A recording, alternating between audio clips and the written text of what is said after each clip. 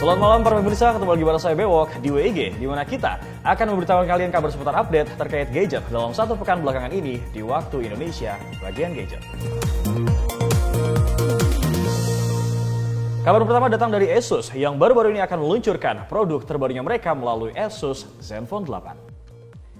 Raksasa teknologi asal Taiwan ini di setiap tahunnya memang tidak begitu banyak merilis model smartphone pada seri ROG dan juga Zenfone yang terkenal dengan build premium dan jajaran perangkat kerasnya yang mengesankan.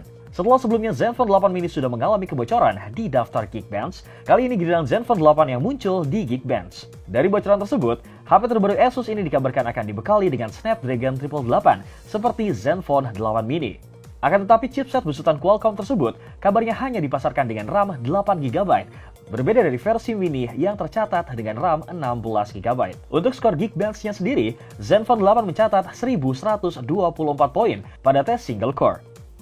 Sedangkan untuk tes multi-core, skornya mencapai 3.669 poin. Kabar lainnya mengatakan, kalau HP terbaru dari Asus ini akan hadir dengan layar AMOLED beresolusi Full HD+, dan mendukung kecepatan refresh rate mencapai 120Hz. Selain itu, model ini juga akan hadir dengan kamera utama Sony IMX686 beresolusi 64MP dan terdapat juga dukungan 30W fast charging. Kalau dilihat dari spek, nampaknya Asus Zenfone 8 ini cukup seksi. Kita berdoa saja semoga masuk di Indonesia.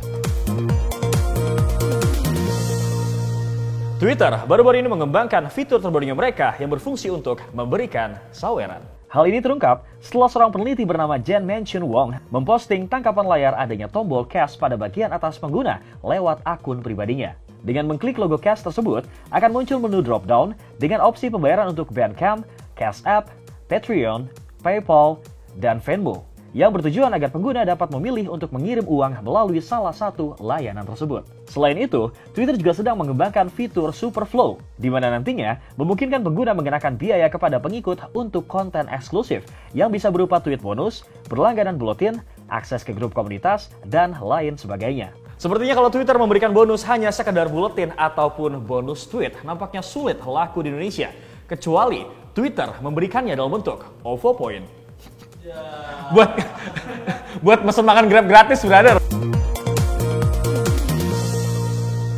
Qualcomm kembali berulah dengan menyiapkan chipset gahar terbarunya mereka yang akan rilis di tahun 2021.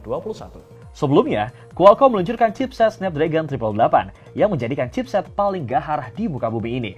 Akan tetapi walaupun chipset tersebut baru berusia 6 bulan sejak pertama kali diluncurkan, perusahaan chipset ternama itu nyatanya sedang menyiapkan versi Pro dengan performa yang lebih powerful. Menurut seorang pembocor Digital Chat Station, chipset terbarunya itu telah diuji coba oleh pabrikan smartphone asal China. Dan disebut juga kalau chipset Snapdragon 888 Pro akan tersedia pada kuartal ketiga di tahun ini.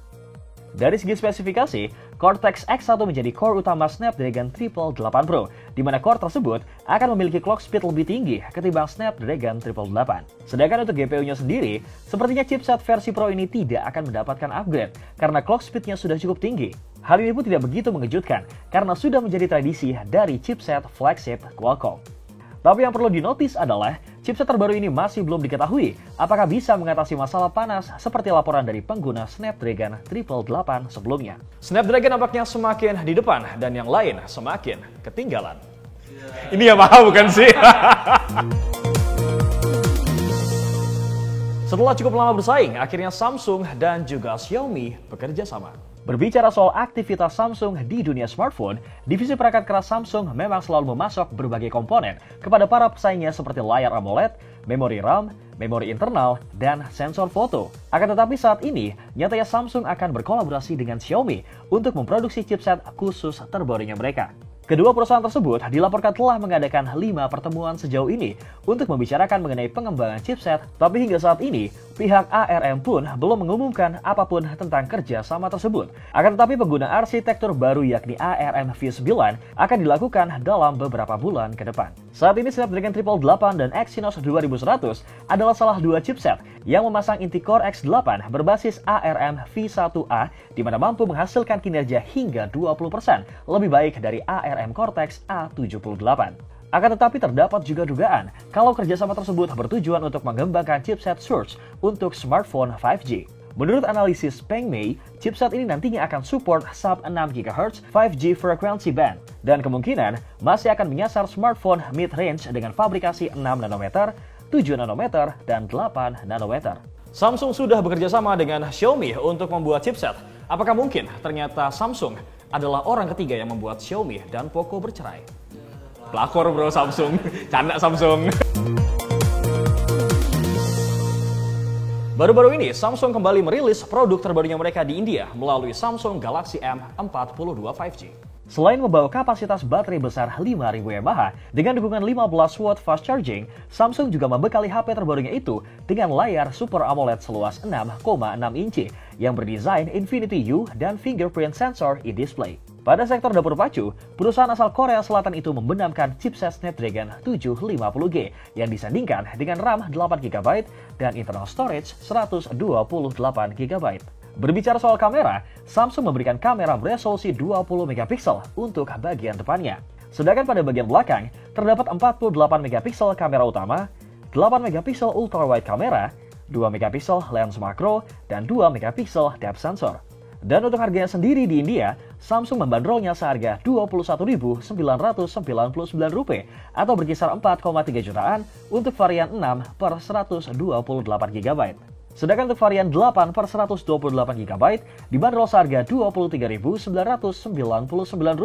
atau berkisar 4,7 jutaan. Dan untuk perilisannya sendiri di Indonesia, nampaknya belum ada kabar terkait Samsung yang B aja ini. Apakah masuk di tanah air atau malah masuk di pasar Tanah Abang?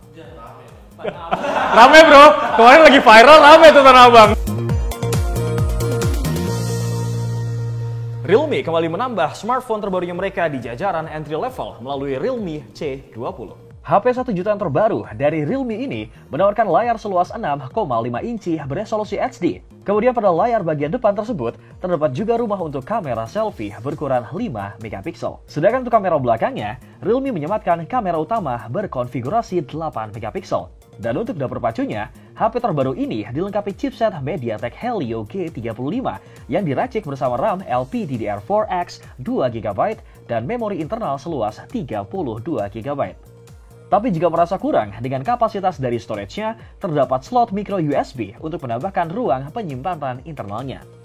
Di sektor baterai, Realme menyematkan baterai berkapasitas 5000 mAh yang diklaim bisa bertahan sampai 43 hari dalam mode siaga.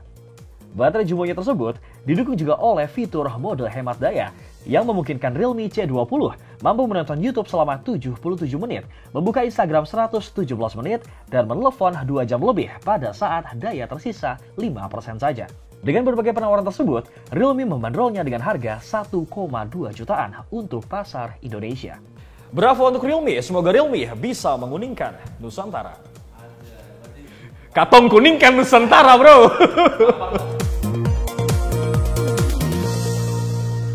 Sebelum kita masuk ke kabar terupdate terakhir, alangkah baiknya buat kalian yang tertinggal kabar terupdate dari minggu-minggu yang lalu. Kalian bisa masuk ke channel YouTube Ricebook, kemudian masuk ke playlist Waktu Indonesia bagian gadget. Meluncur dengan Mi UI 12, akhirnya Xiaomi memberikan update pembaruan melalui Mi UI 12.5 di Xiaomi Mi 11 Ultra. Pada update terbarunya ini, Xiaomi membawa begitu banyak perubahan, utamanya pada lini kamera Mi 11 Ultra, dengan membawa 13 lini peningkatan di kamera utamanya dan softwarenya dengan melibatkan DSR Mark. Xiaomi mencontohkan, efek dari update ini adalah perbaikan pada highlight foto saat malam hari dan detail yang ditangkap lebih jelas lagi. Kemudian pada wide angle kameranya pun sudah mendapatkan perbaikan distorsi dalam update ini. Akan tetapi hingga saat ini belum ada kabar resmi dari Xiaomi terkait ketersediaan pembaruan ini untuk varian global Mi 11 Ultra. Xiaomi makin kesini nampaknya semakin menunjukkan taringnya mereka. Semoga saja dalam 2-3 tahun ke depan bisa mengalahkan dominasi si biru. Siapa emang si biru?